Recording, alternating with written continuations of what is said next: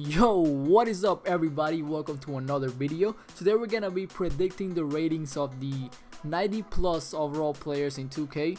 Now I wanted to make this video because the game is right on the corner. I want to go ahead and compare my ratings to the actual ratings of the players in the game and see how good I did, how far away I was. So without wasting any more time, let's get right into the video. Alright everyone, my first wild card is DeMarcus Cousins. This guy played an amazing season, averaging 26.9 points per game and 11.5 rebounds. Now I do think that 2K would give him a 89 overall, but the reason he's a wild card is because he could easily be a 90, and I wouldn't be surprised if they actually give him a 90 or maybe even a 91. Wow! Easy for a guy the size of DeMarcus Cousins. That's not a foul. And it will have a chance at a three-point play. It spreads. Next in our list is Anthony Davis. This guy averaged 24.3 points per game, 10.3 rebounds, and 2 blocks per game. Now, I think he should be a 90 or even a 91 overall, but that's just my opinion. He was a 92 last year in 2K16, but I think that 2K this year might give him an 89 just because they don't want to have so many 90s. And he didn't quite have the season that everyone thought he was going to have, even though his stats are pretty amazing. So that's why I think that 2K is going to give him an 89, but he could easily be a 90 or even a 91 overall.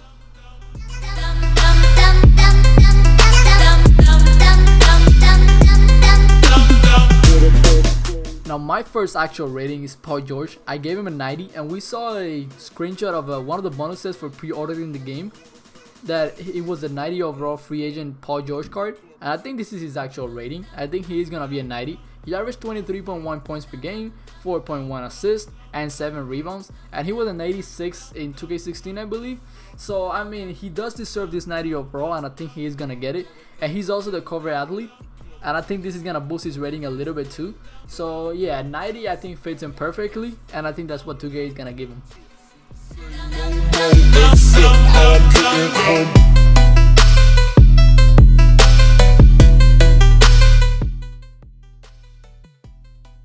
Next in my list is Chris Paul.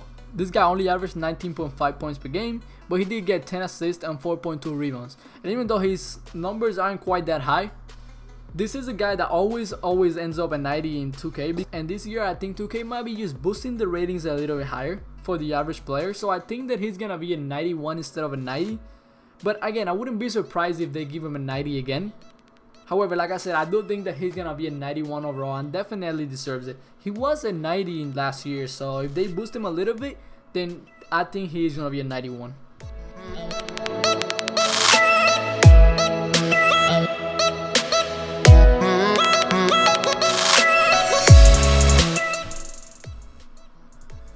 Next in my list is Kawhi Leonard. He averaged 21.2 points per game, 2.6 assists, and 6.8 rebounds. Now this guy, I believe he was second for MVP, and he definitely deserves at least a 91.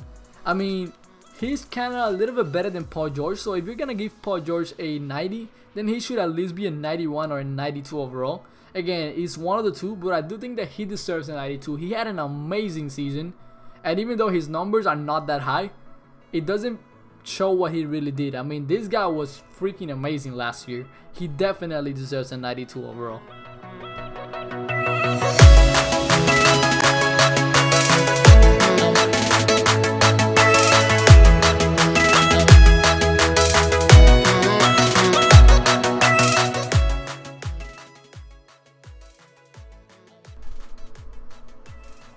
Next in my list is a stat sheet stuffer. Russell Westbrook is a freak of nature. This guy definitely deserves a 92. He's always been underrated when it comes to rating him in 2K.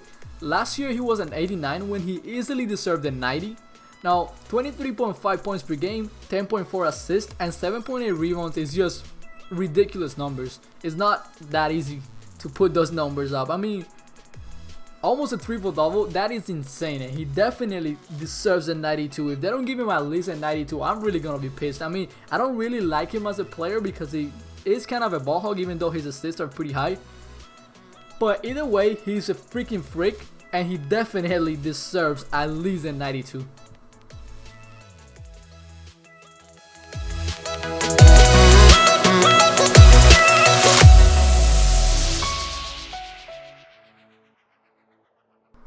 Next is Kevin Durant. We all know that he's gonna be a 90. That's kind of obvious. Whether it's a 93, 94, or maybe even a 92, although I think that's way too low.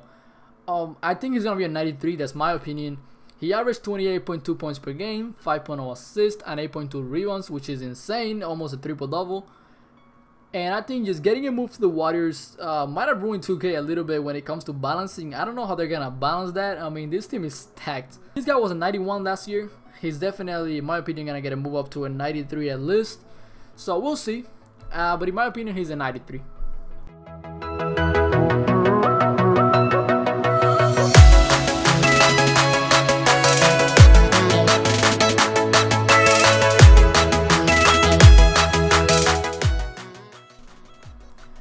Next is the king himself, LeBron James, averaging 25.3 points per game, 6.8 assists, and 7.4 rebounds. He is, in my opinion, the best player in the league. However, because of the season that Steph Curry had, he might not be the best this year. He might be the second best when it comes to ratings. I think he's gonna be a 95 overall. And you guys will see what I gave Curry obviously in a second. But in my opinion, LeBron is gonna be a 95, and I think 2K might agree with this. I'm pretty sure he's gonna be either a 94 or 95. I don't know. He was a 94 last year, I believe. Don't quote me on that, but I think he was a 94. I'm pretty sure actually. And again, he's probably gonna be a 94 or 95 again this year because he definitely deserves it.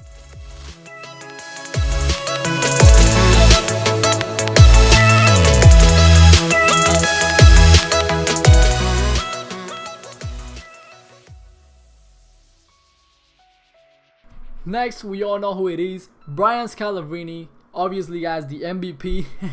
I'm just kidding. It's Stephen Curry. Now, it took me a little bit of debating because he did have the better season and he won the MVP, but LeBron kind of had the better playoffs, so I thought that they should be the same overall. 2K might probably gonna put him a little bit different. I think Steph Curry, when it comes to the final game, is gonna be a little bit higher, but in my opinion, if I had to do the ratings, I would give him a 95, just like I did to LeBron. This guy averaged 30.1 points per game, 6.7 assists, and 5.4 rebounds per game. But most importantly, he had the best season when it comes to teams in the NBA of all time. And some might even consider the best season of all times individually. Although Michael might have something to say about that. But either way, he's definitely going to be one of the two highest rated players in the game. And in my opinion, probably the highest player rating. But we'll see when the game comes out, guys. Thank you very much for watching. Make sure you hit that like button. Make sure you subscribe and leave any feedback, any comment that you want to say. Leave that down below.